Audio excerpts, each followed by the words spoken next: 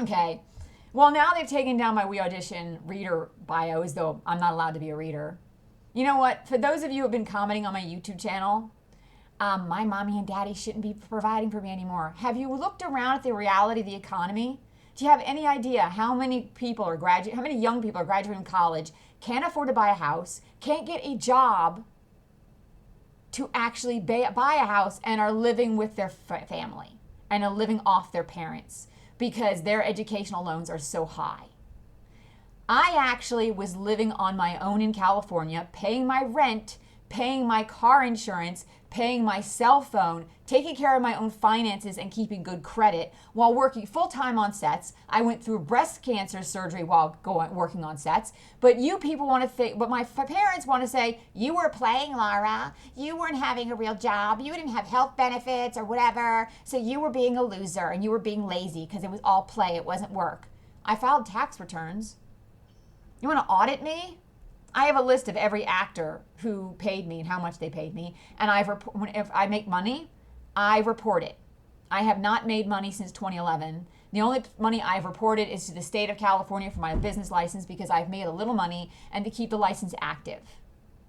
I've made about 20, 30, I think the most I made was maybe 40 bucks with my digital art stuff and stuff like that. So I have filed for my license every year and kept it up to date. And that's it. I mean, I'm a solo practitioner. I do not have a separate business account, though I have two accounts. So I've been trying to funnel all the money that I make in through one account and taking out. And well, never mind. I'm not going to explain my financial situation that way. Too much information. But I've been keeping track of how much I made, who paid me. I have the name of the person. I have whether they reviewed me or not. I have their name. Not only do I have the name that they used on We Audition, I have the name that they used on their pay account so that I know who they are in the pay account, so I know who paid me. And I'm tired of this. You think I'm going to be rude and nasty to people? No. I'm human. I have an autoimmune disease. And this girl was, I think, intentionally picked me. And I think she was probably expecting me to be beautiful like my photograph, not expecting to see me sick like this. And I'm sorry, but the reality is, wake up to the reality fact that actors don't necessarily look like their headshots or how they look on television in real life. That picture was me with makeup on, and it was from 2015, and it's now 2023. I'm not updating my headshot because I don't expect to be cast by anybody, ever. I wanted to work with actors. And if I happened to get the chance to work on something as an actor, it would probably be because someone decided to give me the role because they knew me, not because I auditioned. Because frankly, I can't afford to work with people I can't trust, because I have had people try to jerk me around and take away my SAG card by making me work non-union or tricking me into working non-union. I have had people basically lie to me blatantly about what the project was and try to make me work on a project that was pro-life when I'm pro-choice. I have had people, because apparently someone out there wants me to abide by their perspective on who I'm supposed to be and what my brand is supposed to be about. And I quit being Catholic. Because if I'm not allowed to be an actor, I'm sorry, Catholic law school, you suck. Because I wanted acting more than I wanted a law career. I'm being true to who I am. I'm being honest.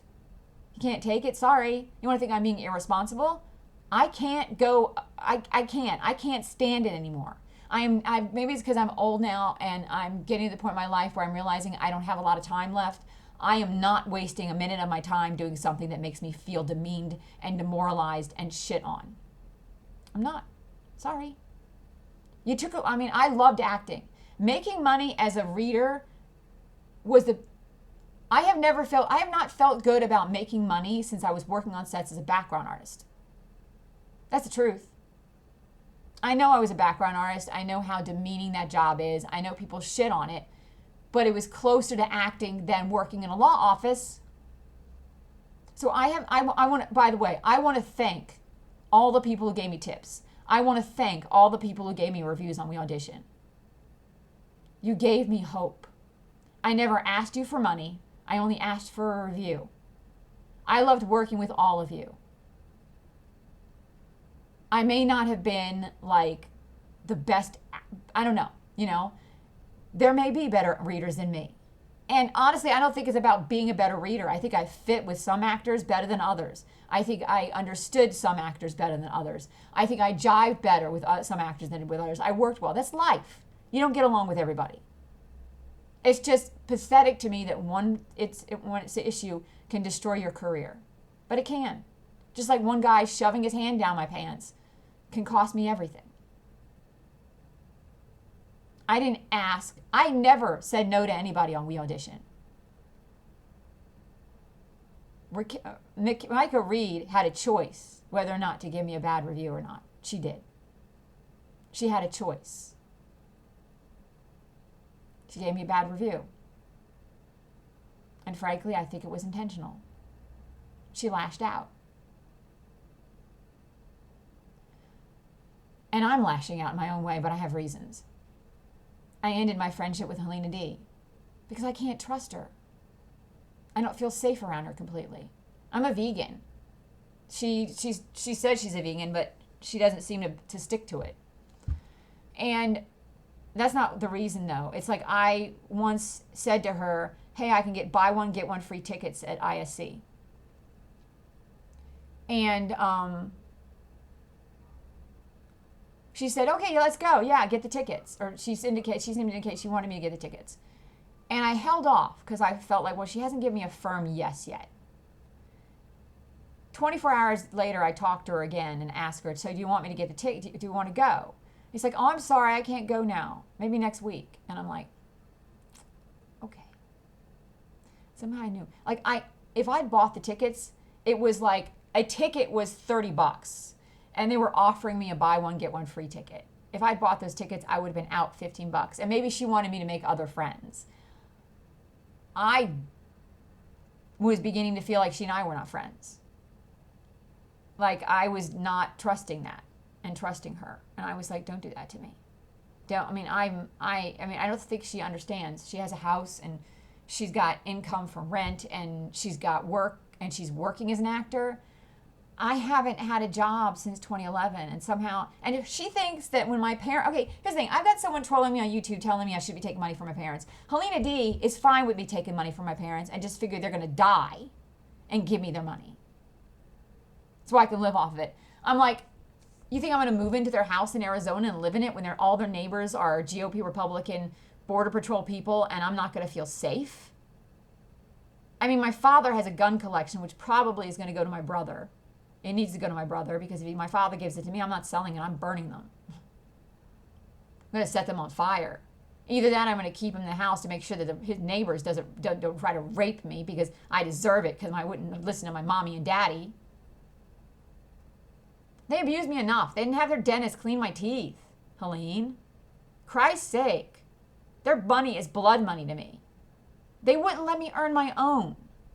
They wouldn't let me be independent. They wouldn't let me have my own friends. They're vampires who suck me dry. I was a beautiful girl. When you met me, I was beautiful. Look at me now, Helene. Do I look like I'm healthy? Do I look like I'm happy? You said I was lucky. I mistakenly told you how much my rent was in my apartment. And I felt like, oh, well, you can get Laura kicked out and so one of her friends can have my apartment. You don't want this apartment. It's shit. You're going to have to wash the dishes in the bathtub.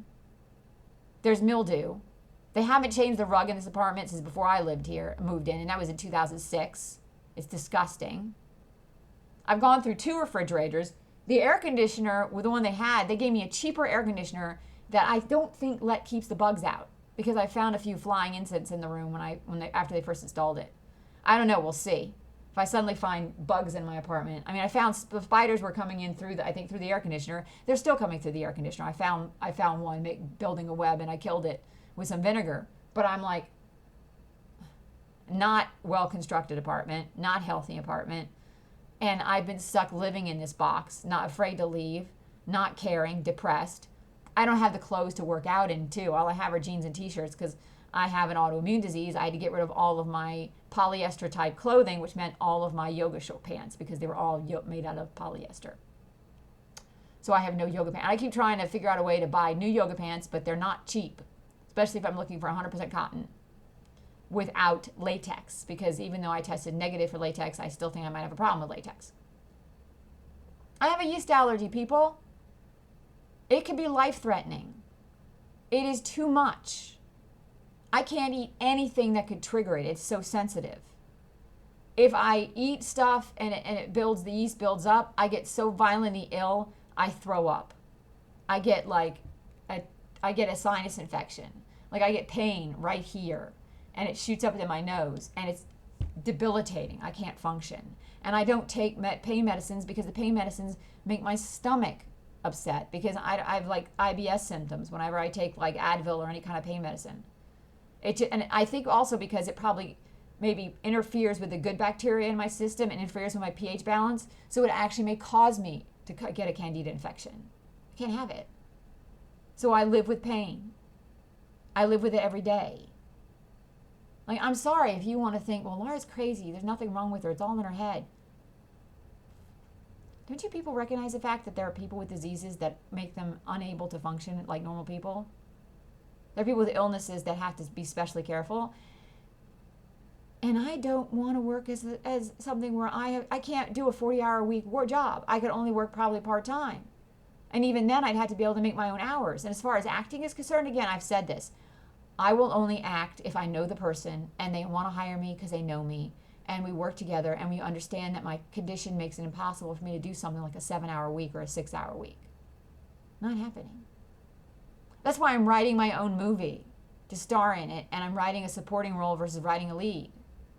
I could do the role because I wrote it for myself. I would have the lines down because I wrote them. I created the character. I could do the character. And it's not going to be a lot of stress on me. But then we live in a society that just assumes that if you're not doing a full-time job with benefits, then you must be doing something wrong. And you want to believe that next year, when my loans are permanently forgiven, I'll suddenly be able to get a job and make money. My loans are forgiven. I don't have any money. I still want to be an actor. And I think I've proven myself. I mean, by the way, didn't help my parents. I have medical debts. I was trying to save myself. You assholes out there who keep telling me I'm irresponsible, I was actually working because I knew I could do it. I could have been working for the past 3 years, though I don't know. I may have only lasted 6 months because someone would have come after me. As soon as they found out. I mean, by the way, I tell someone at RSP, Ryan Seacrest Production, that I'm doing this. And they know Amelia Adams, and all of a sudden, I feel like I'm being targeted on We Audition. Yeah. Sorry, I'm a secular Buddhist. Sorry, I only wanted to have children with someone who was an actor, not a reality television star. Was never really, and I've never found Ryan Seacrest that attractive. Like, I don't listen to his show anymore. I don't care. I had my own things I wanted to do. I don't have a radio. All I have is a streaming service. So, yeah, no radio. Don't listen. I don't have a car to listen to radio in. So, I have not heard Ryan Seacrest's voice in ages. I think I saw that famous clip with her and Taylor Swift going "Shake It Off" on YouTube recently, or TikTok. Though I'm not doing TikTok as much. I should go back to doing TikTok videos. Yeah, maybe I should start doing that again. Though if I have to cancel my surgery, that's the end of it. I do not care. And no amount of medication, no amount of therapy is going to change that. I'm going to end up a homeless person on the streets of California because of one woman who needed to be right.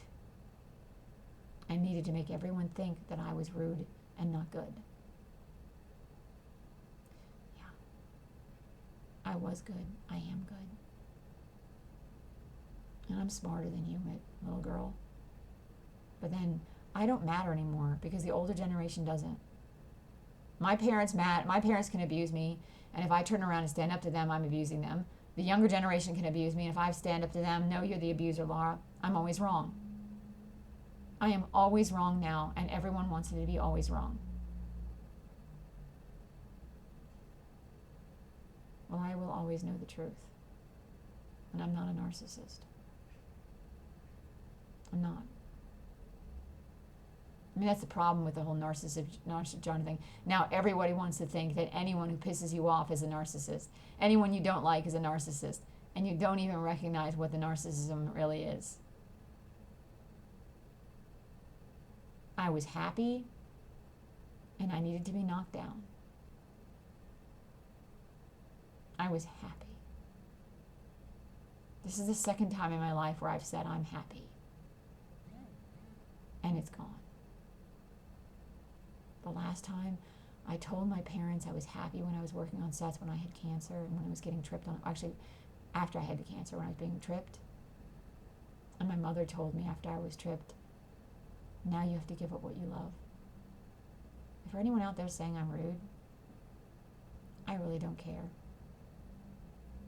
I don't. Because I'm always going to be rude to people who are rude to me. I tried kindness. Micah Reed, I tried to be kind to her. My idea of kindness is being honest and helpful. Even if you don't want the help or want to hear it.